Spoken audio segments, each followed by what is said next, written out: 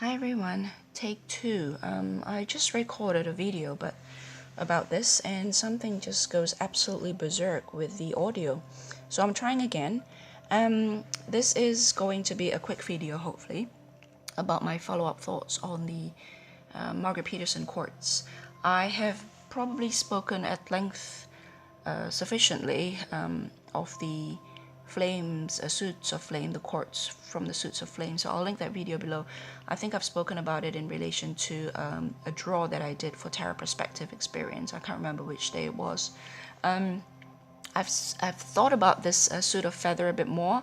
I had that chance thanks to drawing the Daughter of Feathers here for my Tarot Perspective Experience as well, during a different draw for a different day. And then I have thought about these two, Father and Mother of Coins, during I think it was Draw the Moon experience, tarot tag. I think I drew Father of Coins, so that got me reading about Father of Coins and Mother of Coins in relation to each other. And that's when I realized that the narrative of these court cards is that of creation. And the Mother of Cups and the Father of Cups here are, once I am still the Suit of Cups, rather, for this particular court cards are still something I'm still thinking about. So I want to quickly share with you my thoughts for now, or my take on the Mother of Feathers and the Father of Feathers, and the implication for the suit of feathers there, the feathers quartz there, as a result of what I see here, and also as a result of what I've my take on this during that particular draw. The keyword for this, if you've seen my post on Instagram, for me, this is questioning the status quo. In the suit of the feathers, that is a suit of air, that is a suit of the mind.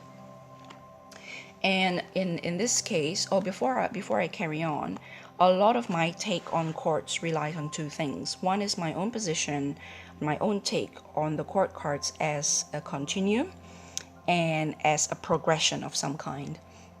And so far, I've also mostly learned from decks in a bottom-up manner. So I use multiple decks, and then everything that I've learned so far is therefore confined to the collection of decks that I've worked with. So from all the collection of decks that I've worked with so far, I've seen a couple of patterns with regards to progressions or a continuum that is the court cards. One is the more traditional developmental progression from Page to King, the Rider-Waite-Smith system. Like most of you, I started with that. And Page and King is a very clear hierarchy, social hierarchy, with the Page being at the bottom of the ranking and the King being at the top. And so developmentally speaking, I would see everything as starting with the Page and then graduating towards the direction of the King.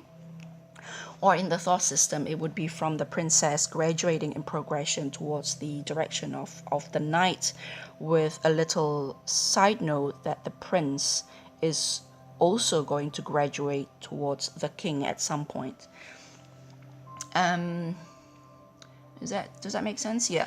And so in this case, the narrative is the narrative of this continuum, of this progression, I have concluded is that of creation, given what I've read about this Mother of Coin in particular, but then of all the mothers here, as that birthing entity, as that point of, as that receptive vessel through which birth, i.e. creation, is made possible.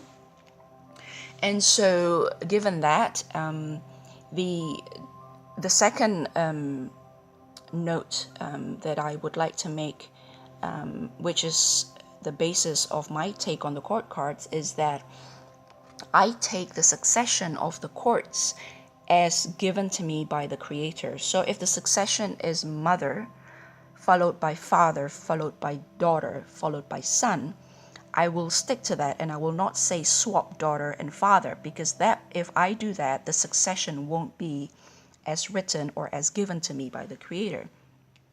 The only thing that I would swap around is the direction, but even that I hardly do that. But the only reason for that is because I can never see in any of the decks that I've worked with, I can never see any explicit statement saying I am currently going to spell out for you the succession of my court cards from top to bottom or from bottom to the top. With pages and kings, it's all understood that the page is at the bottom and the king is at the top. And therefore, someone can start with a page and outlining their court starting with a page, or someone can outline their court starting with a king, and it would be widely understood which one's at the bottom and which one's at the top, which one at the start and which one's at the end. With more alternative courts like these, like the Tarot of Delphi, for example, my understanding of how the ranking goes have to be extrapolated from the creator's description of every card. So with the Tarot of Delphi, for example, the Enchantress is always a story about someone who applied that particular suit in a very sophisticated and in a very empowering manner. So the Enchantress, for me, the succession will always start with the devotee, followed by the artisan, followed by the hero, and then followed by the Enchantress. But for me, the succession would always end with the Enchantress as that higher developmental stage because of that reason. In this case, because the successions aren't developmental but more creation, it starts with the top ranking card, if that makes sense. It doesn't end with the top ranking card, but it starts with the top ranking card because the story is a story of creation. It's not a story of the progression of a development. Like Page would develop into a king, this one Mother would give birth to everybody else. So the Mother, although being the top ranking card, quote unquote, for lack of a better term, I have to use that term, it starts at the beginning, and the booklet starts always with the Mother followed by the Father. Starts with the Mother. And so given those two, this is my take on the cards. So going back to the Father and Mother of Feathers, as you can see there, for me, that's the all-seeing eye. Everything here is not as clear. Here with the Father, everything's really clear. It's in color, but that eye is not there. That space is left where the eye was. The eye is not there, but everything become illuminated almost. You have the usual stuff, the sort of, the birds and the things here, the indicating the air. Sure, that's the moon. I understand, the feminine aspect, etc., etc. High priestess, etc.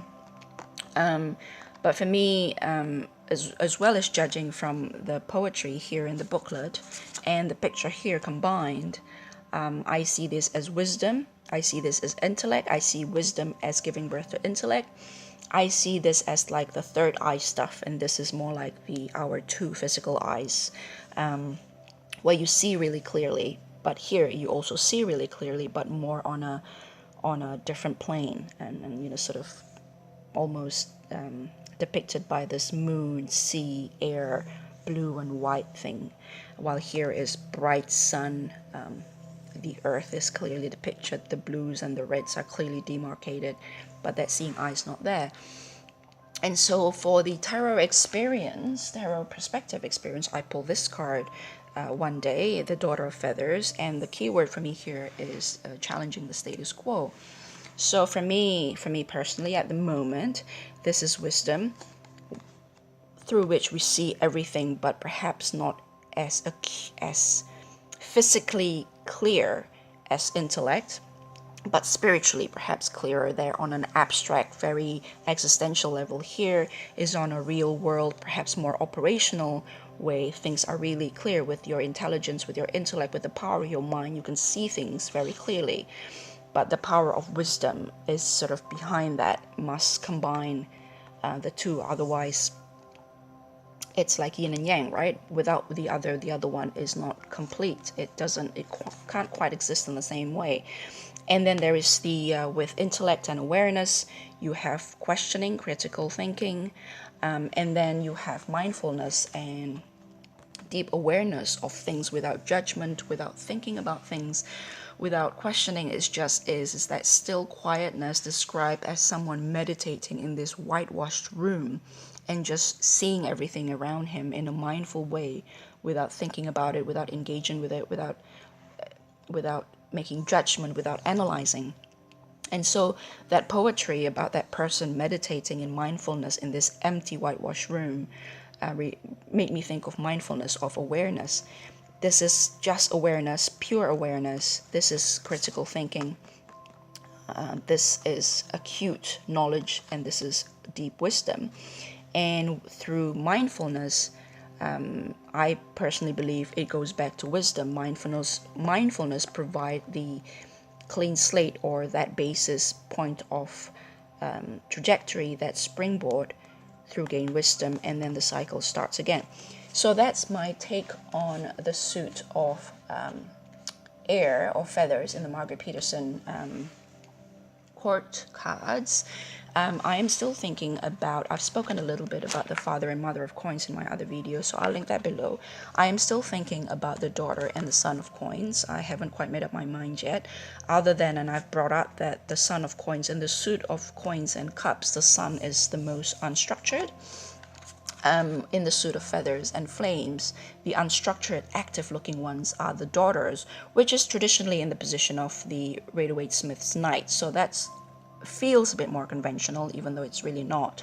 Here, as I've mentioned in my other video, I'll link below, it's the sons, which sits at the end of this progression. And so I've spoken a little bit about mother and father here in terms of Mother Earth and father civilization. And here, recently, I've just started thinking about this. It's more in terms of this is the spiritual, deep subconscious level of emotion, while here is this emotional intelligence, almost, that power of execution, that power of structure in emotion. If this is emotional intelligence, this is emotional wisdom. It sounds a little bit like talking about the feathers, really, but I thought about it as subconscious and conscious, but not subconscious in a Freudian dark way, but subconscious in a spiritual, existential level, while this one here is conscious in the same manner, if that makes sense. So I am yet to think a bit more about that, and therefore my thoughts about the daughter and the son of cups is not yet concluded yet. It hasn't come to a conclusion yet, other than this one here. You see a reflection on top of a body of water there that could be seen as projecting or projection, or using external element as understanding the emotional self, which is not quite, it's not the highest level of development in terms of emotional intelligence or emotional wisdom. And this is just set up all over the place here. The sun is kind of very unstructured, very unorganized, and so, yeah, I haven't quite, my thoughts about this is still all over the place, but I thought I'd quickly share my thoughts on the suit of feathers here. Thanks to the tarot perspective experience where I drew the daughter of feathers, I had to think about it. So maybe next time when I drew the other two, I have insights and I have some thoughts that I can share with you.